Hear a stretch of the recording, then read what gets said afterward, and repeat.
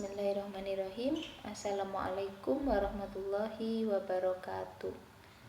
Oke anak-anak, kali ini kita masuk ke tema 4, kewajiban dan hakku, subtema 1, pembelajaran 5, kelas 3.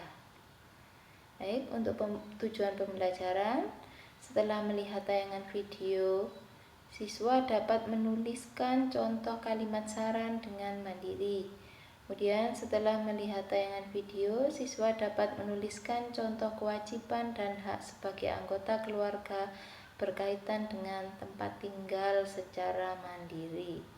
Baik, untuk yang pertama kita membahas kalimat saran. Oke, kalimat saran berisi pendapat, anjuran, usulan yang disampaikan kepada seseorang atau lembaga atau objek lainnya dengan tujuan agar penerima saran mempertimbangkannya sehingga timbul perbaikan. Jadi kalimat saran ditunjukkan kepada seseorang atau lembaga. Nah, itu yang tujuannya supaya memperbaiki dari sebelumnya. Oke, caranya bagaimana?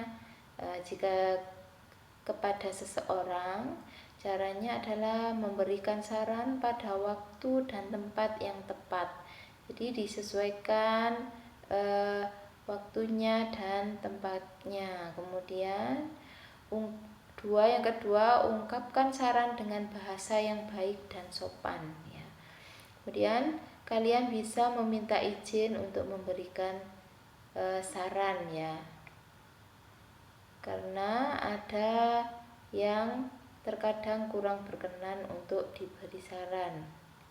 Oke, untuk selanjutnya contoh dari kata saran ya.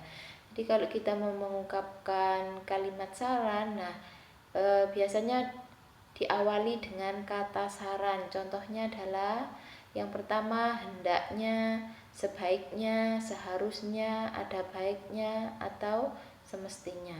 Ya, bisa dicontohkan di bagian bawah.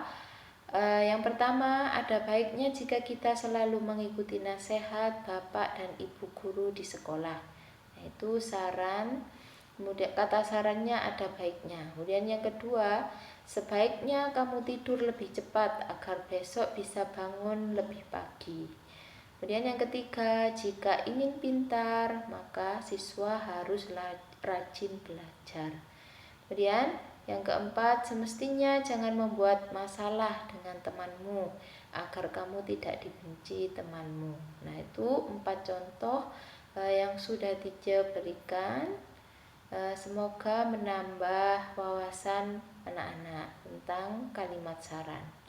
Oke, dilanjutkan dengan memberikan saran atau nasihat dengan perkataan yang baik merupakan kewajiban orang tua kepada anaknya. Nah, anak mendapatkan nasihat dan kasih sayang merupakan haknya. Nah, apa saja kira-kira kewajiban seorang anak di rumah? Nah, kita simak tayangan video di bawah ini ya. Hak dan kewajiban anak di rumah. Halo teman-teman, sebelum nonton videonya, subscribe dulu channel Bobo yuk. Aktifkan loncengnya ya. Lalu, jangan lupa juga like dan share video ini. Terima kasih. Di sekolah, teman-teman mungkin sudah mendapatkan pelajaran tentang hak dan kewajiban. Hak dan kewajiban itu ada banyak macamnya, tergantung kita berada di mana dan sebagai apa. Sebagai anak, kita punya hak dan kewajiban di rumah. Sementara sebagai pelajar, kita punya hak dan kewajiban di sekolah. Orang tua kita punya hak dan kewajiban di rumah dan di tempat kerjanya. Guru-guru juga punya hak dan kewajiban di sekolah. Nah, sekarang ini kita memang tidak bisa berangkat ke sekolah karena mengikuti imbauan pemerintah untuk melakukan karantina mandiri. Sudah beberapa minggu ini kita belajar di rumah dari materi yang dikirimkan guru. Namun begitu, kita tetap harus menerima hak dan melakukan kewajiban kita di rumah. Lalu, apa saja hak dan kewajiban kita di rumah ya? Cari tahu yuk! Ada beberapa hak yang harus kita dapatkan saat berada di rumah.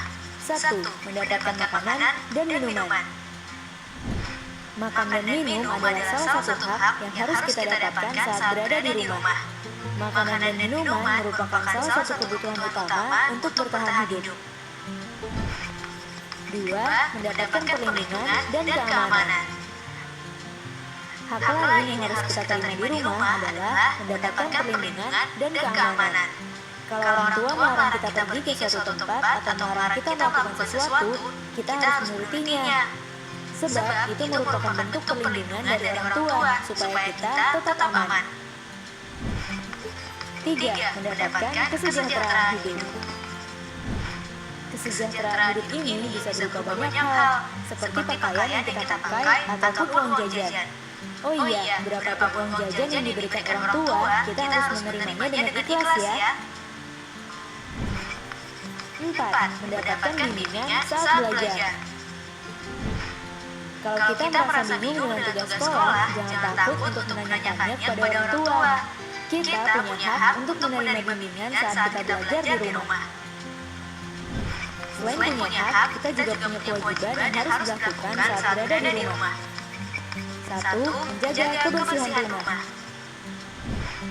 Orang tua sudah memberikan makan, minum, dan hal-hal lainnya untuk kita. Mereka juga biasanya melakukan beberapa pekerjaan rumah.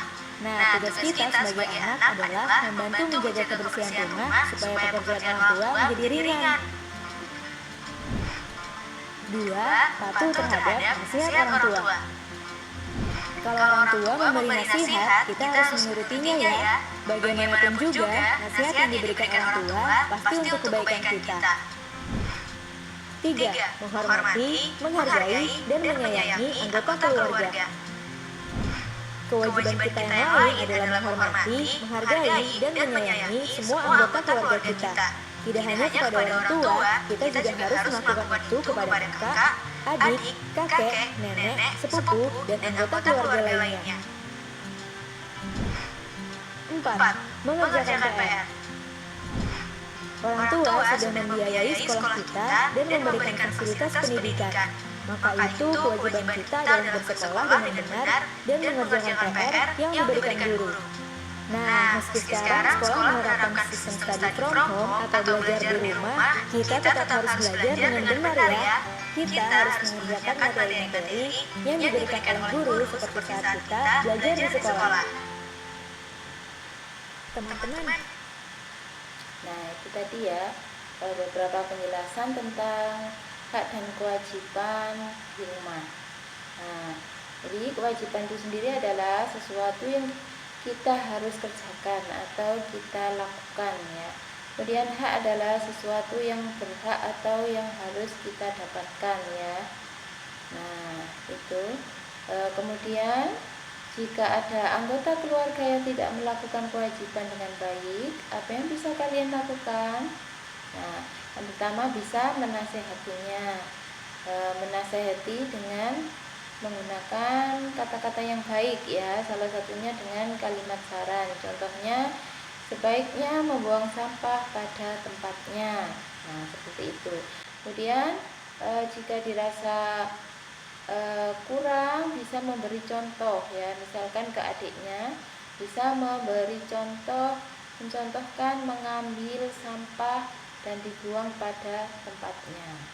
Nah, kemudian jika masih melakukan hal yang sama, bisa mengingatkan dengan kata-kata. Jadi mungkin sama dengan menasehati tadi ya, tetapi biasanya diawali dengan mengingatkan, kemudian menasehati, baru memberi contoh supaya bisa melaksanakan apa yang kita sarankan, seperti itu.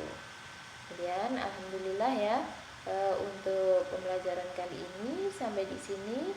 Semoga anak-anak di rumah tetap sehat dan semangat ya. Kemudian jangan lupa belajar sesuai dengan yang sudah diberikan.